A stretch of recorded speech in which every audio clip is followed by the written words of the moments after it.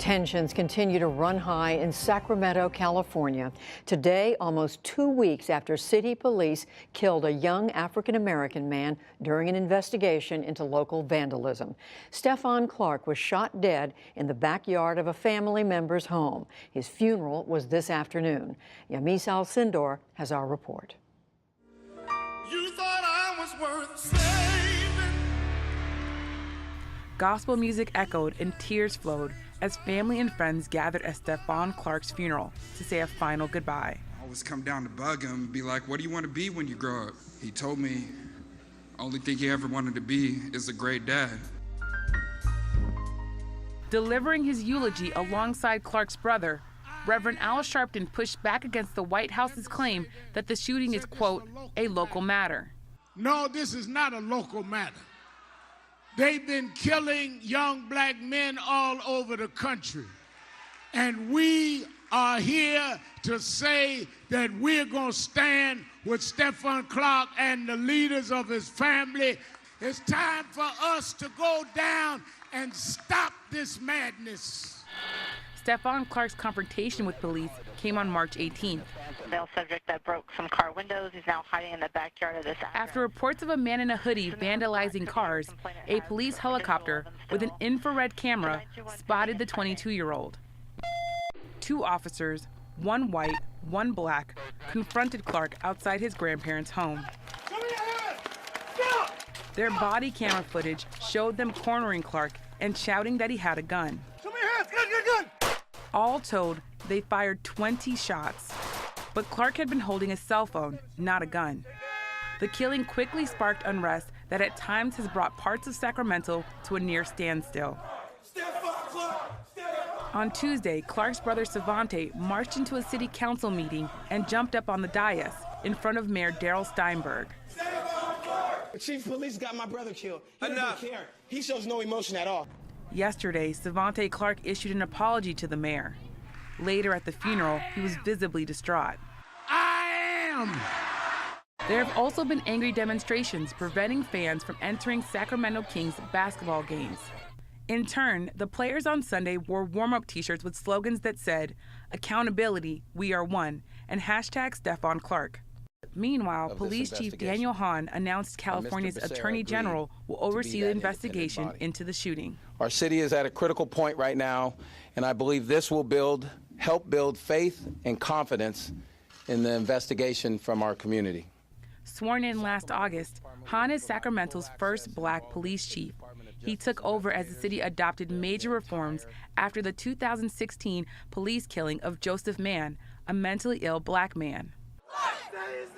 Clark's death has reignited the national debate on race and policing and follows other recent high-profile cases.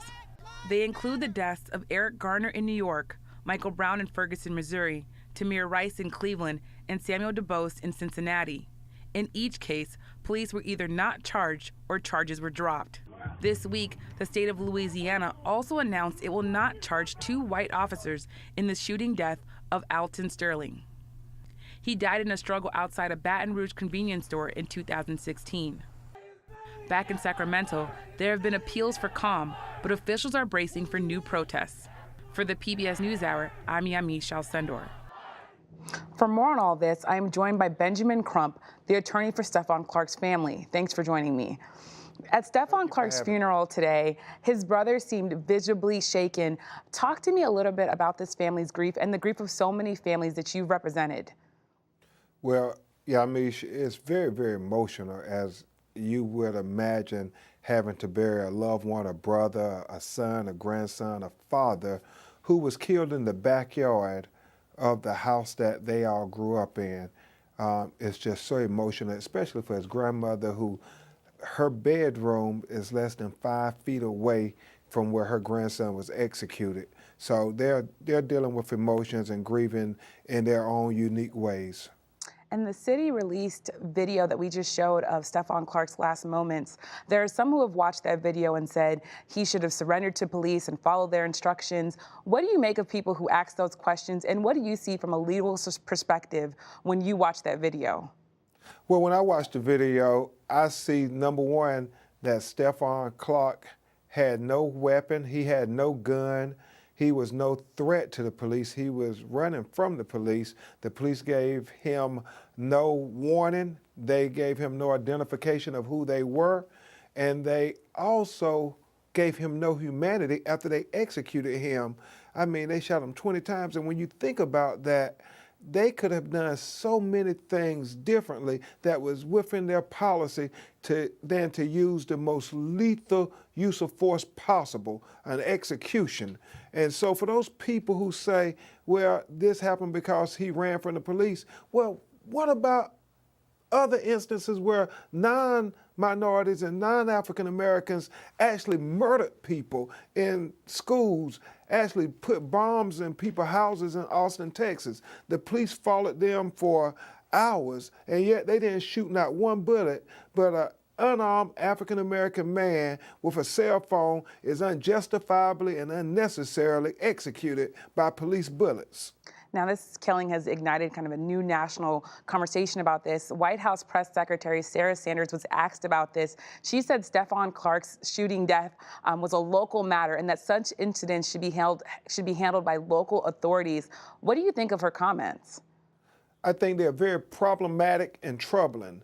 We need our leaders to see young African Americans, especially young African American men, as part of the American fabric. And the fact that in the last 2 years, 75 African American men have been killed by police unarmed. Now that's a problem not just here in Sacramento, not just in Chicago, Illinois with Laquan McDonald, not just with Tamir Rice in Cleveland, Ohio, not with Terrence Crutcher, who had his hands up on video with the helicopter overhead in Tulsa, Oklahoma. It is an American problem, and we have to solve this problem together if our society is ever going to heal.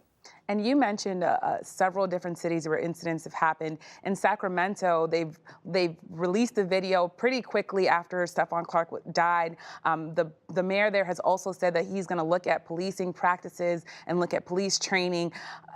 The investigation is still ongoing, but has the city of Sacramento's actions at all started to address the Clark family's concerns? Well, yes and no. They are very happy that the police tried to be transparent somewhat by releasing the video. However, you must remember the day after his execution, they put out a narrative that we believe was false that says Stephon Clark had a gun. That's why they had to execute him in the manner they did. Then they walked that back, and then the next day they said that Stephon Clark had a toolbar or a crowbar, and that's why they had to execute him. And then they walked that back, and then finally they came clean and said he had no weapon at all. All he had was a cell phone. Well, thank you so much for joining me. We're definitely going to be following this case closely, and I appreciate you coming on tonight. Thank you, Yamiche.